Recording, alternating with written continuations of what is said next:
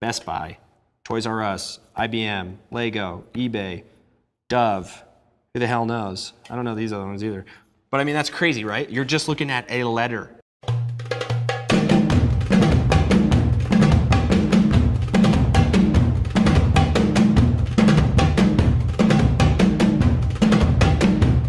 This episode, I'm going to learn what goes into building a brand identity. I don't know much about creating a brand from scratch. Elements of a brand identity, I'm guessing here, of course. Name it, make a logo. Make the logo bigger. Word mark, colors, how the brand talks. I don't know what goes into it, but I'm excited to figure it out. The things I want to learn about brand identity is like, how do you come up with the ideas for a logo?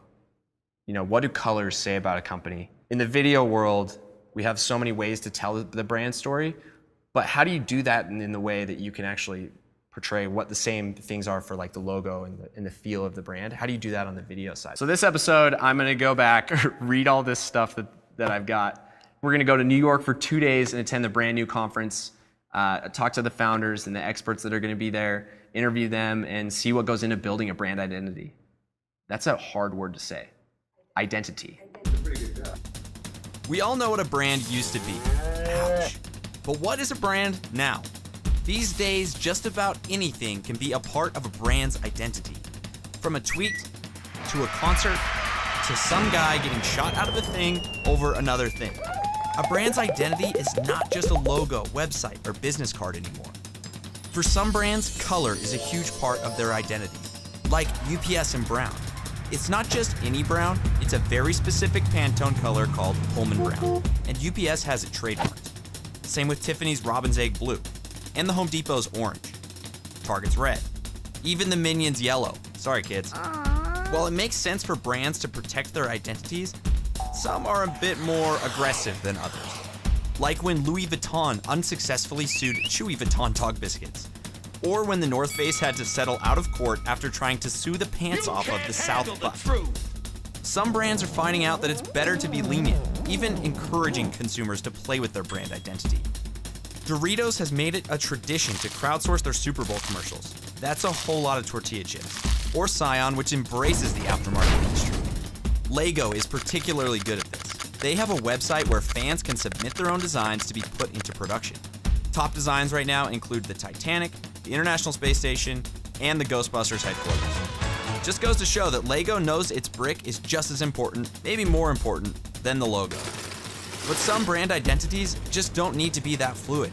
Look how little the Ford logo has changed since 1909. Same with Starbucks, though their latest rebrand is a little different. And you probably noticed Uber rebranded recently. Brand identity has become such an important part of our culture that any change or update is now big news. Breaking news. Which is kind of crazy, but it makes sense. Logos are some of the most recognizable symbols in the world, so it's no wonder we treat them like celebrities. They basically are. A quick image search for logo tattoos comes up with a disturbing amount of results, showing just how obsessed with brand identity we really are. From a logo on letterhead to a logo on someone's forehead, that's a taste of how far brand identities have come. As you'd guess, there is a ton of stuff out there on design. So I thought I'd just show you my favorite things I found and a couple key points from each one.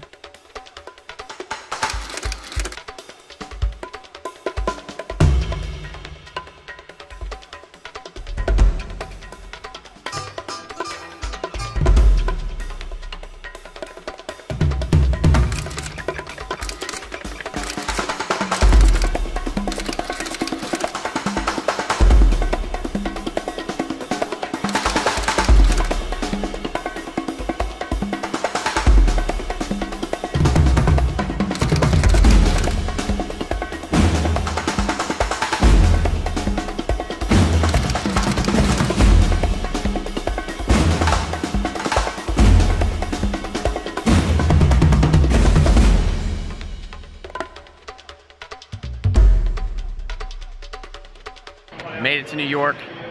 Check out the city.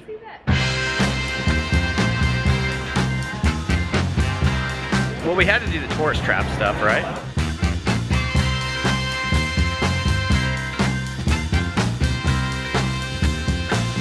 headed to the Brand New conference. This conference is pretty cool. It's run by the guys that run the Brand New blog. This is gonna be like drinking branding from a fire hose. I think that this whole conference is gonna just be about making the logo bigger. That's all that designers do, right? I think the best part about their blog, though, seriously, is reading the comments section. There's lots of trolling going on. So I think we're gonna try and meet some of the trolls today. Are you ready? Are you ready? Are you ready? All right, there you go. Have a great one. So check it out. In the conference, I mean, you're surrounded by the best of the best designers, like people from the top design agencies in the world were at this conference, and you're, rubbing shoulders with them. Honestly, just being around these people and talking to these designers about, how they do their craft, I think that was probably the coolest part about this whole learning experience. What makes a good brand identity? I think something that's iconic and simple and bold and can also translate well across a lot of medium. It's continuity, and it's a mark that translates well into different scales. You're really trying to create a voice for the company and how you want others to portray you, not just visually, but the feel you get when you talk about the brand. And the way I would do it is it's like finding that one word that kind of defines you and just kind of building everything around that one word. A brand is a person, so you need to know the inner workings of the person before you can dress them or show what they look like. I just hope they don't find out that I can only draw stick figures. I love just being surrounded by designers and kind of, talking design, getting nerdy with people, and then seeing the great professionals that have so much experience. And I feel like I just come back to work really refreshed, excited. Are you one of the trolls on Brand New on the site? Occasionally. Yeah, I try not to be. I try to balance it out, a couple good things and then one bad thing. Yeah. I'm always thinking it and not trolling it, hopefully. What are some resources that you find for learning about brand? Take online courses. This website, Brand New, is a huge source of learning for me. I read books, just online surfing, reading articles. That's why that gives you current learning and current trends. Brand New started in 2006. It's a blog, so it's a little bit of a mix of generating content, designing things, creating products, selling them, maintaining some blogs that we have, and just kind of like a random... Events like today. Yes.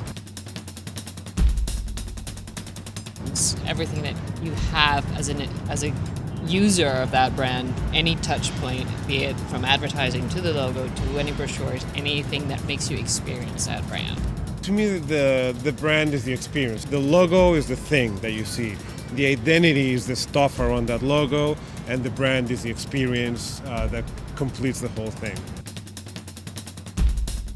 I think the ones that stand out are the ones that are genuine, that they're not trying too hard.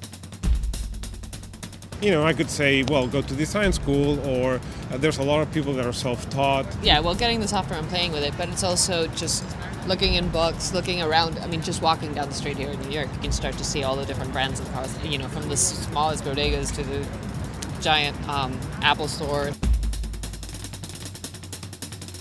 I think with graphic design, a lot of people mistake it for art and that there's a mode of self-expression of some kind, and it's not. I mean, graphic design should be a very objective thing that you're giving solutions based on rational decisions and considerations that you're making.